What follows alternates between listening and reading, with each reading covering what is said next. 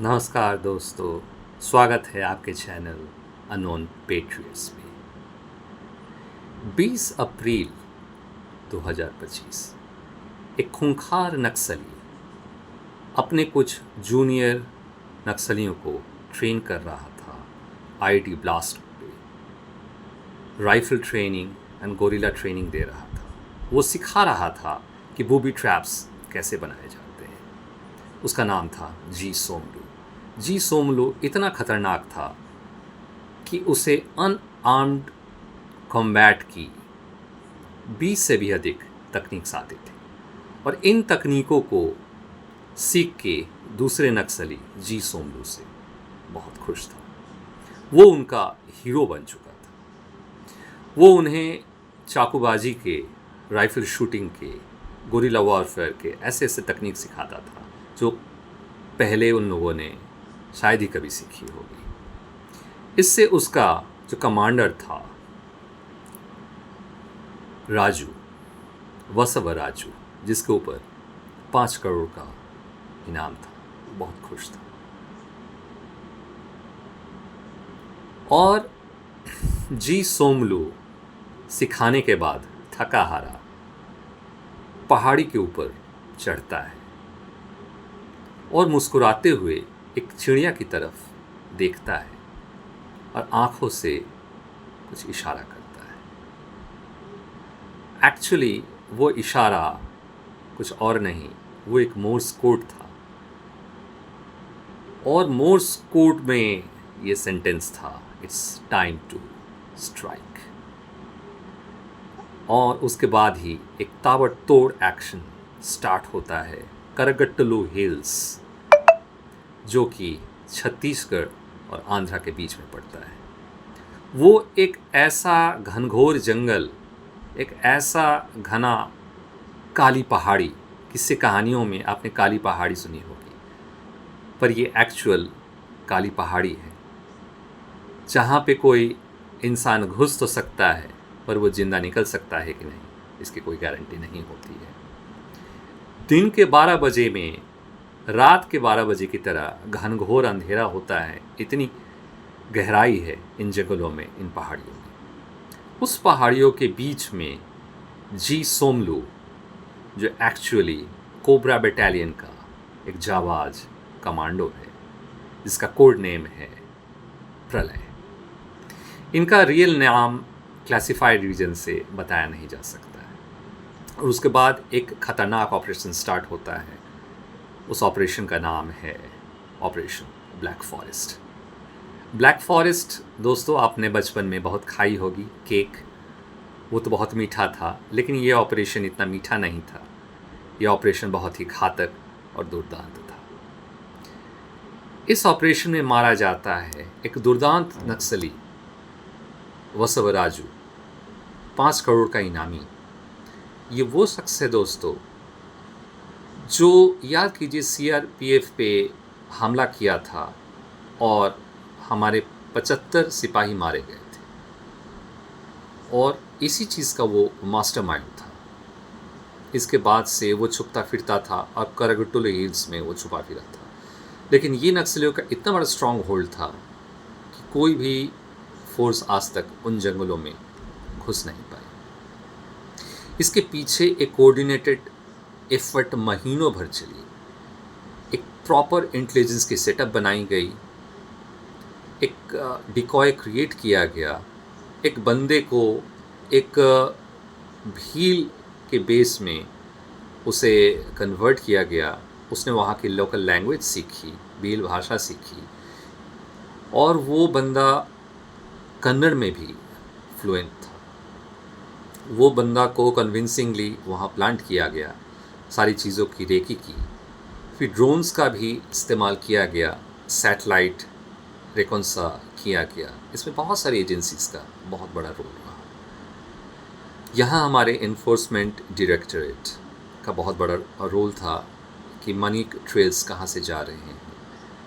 उसके बाद हमारा जो नारकोटिक्स विभाग है, उसका भी बहुत बड़ा रोल रहा ये ट्रैक करने में कि ड्रग मनी यहाँ कैसे पहुँचता है। एनजीओज़ के रोल को भी ट्रैक किया गया FCRA लाइसेंसिंग और इन चीज़ों में भी क्रैकडाउन इन पे की गई। इस चीज़ों का एक बहुत बड़ा लेखा जोखा हमें मिलता है जब पूरा ऑपरेशन सक्सेसफुल होता है।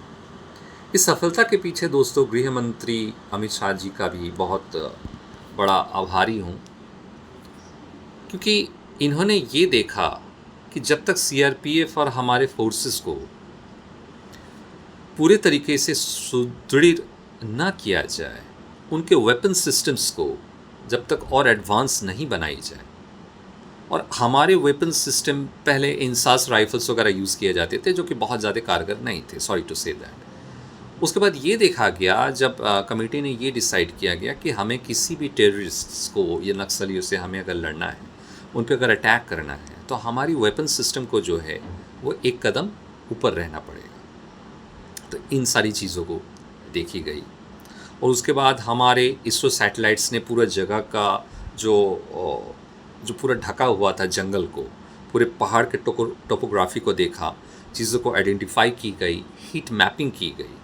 उसके बाद जो है जॉइंट साइफर ब्यूरो, वो क्या करता है, सिग्नल्स को आइडेंटिफाई करता है, किस ऑर्गेनाइजेशन से रेडियो सिग्नल से क्या क्या कम्युनिकेशन होता है। इन चीज़ों का बहुत एडवांस्ड मेकनिज़म्स के द्वारा उन चीज़ों को यूज़ किया गया। ये भी हमारे अननोन वॉरियर्स हैं जो हमारे पीछे एक बहुत स्ट्रॉन्ग अपने ऑपरेशन सिंदूर में भी देखा होगा।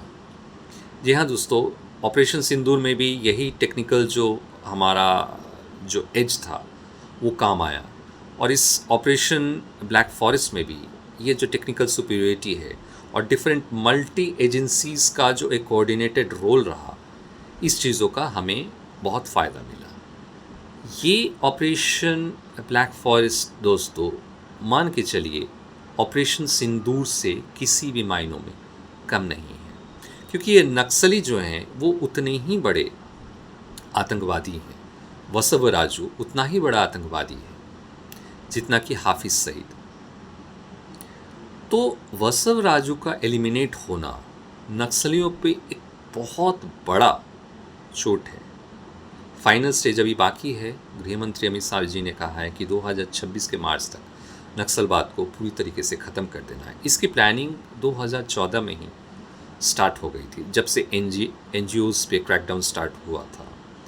इंटेलिजेंस की टीम प्रॉपरली बैठाई गई सारे सिस्टम्स को टेक ऑन करने के लिए, कौन सा NGO से कहाँ पे पैसा जाता है, कहाँ से फॉरेन फंडिंग होती है, ISI का और चीन का विदेशी हाथों का इनमें क्या रोल है, इस चीज़ों को ट्रैक किया गया।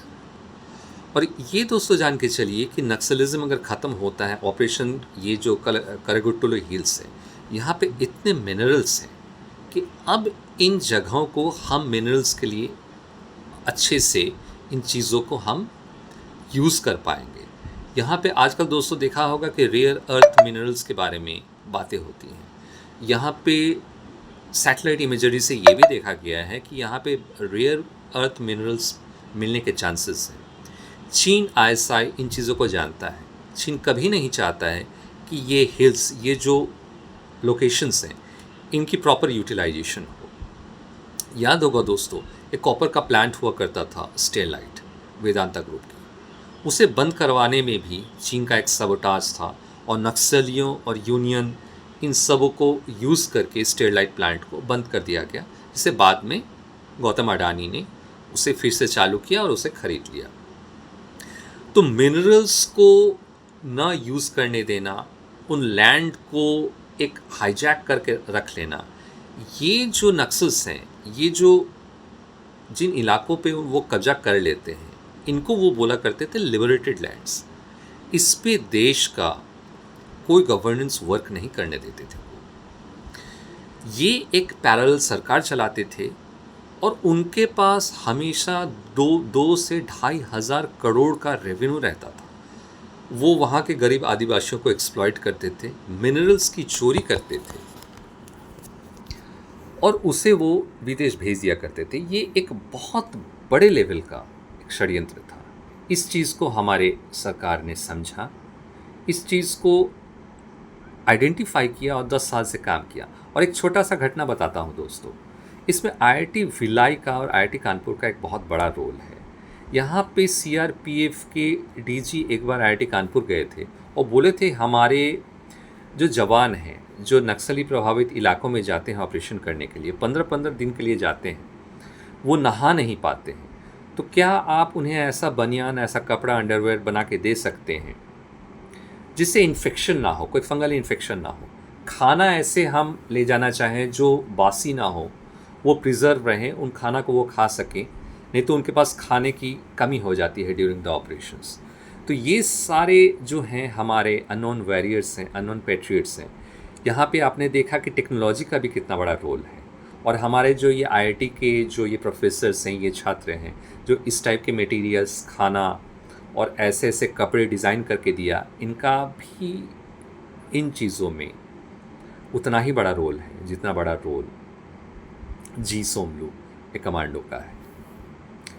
तो ऐसे चीज़ों पे दोस्तों हमारी और आगे नज़र रहेगी। तब तक के लिए मैं आज्ञा चाहता हूँ। नमस्कार।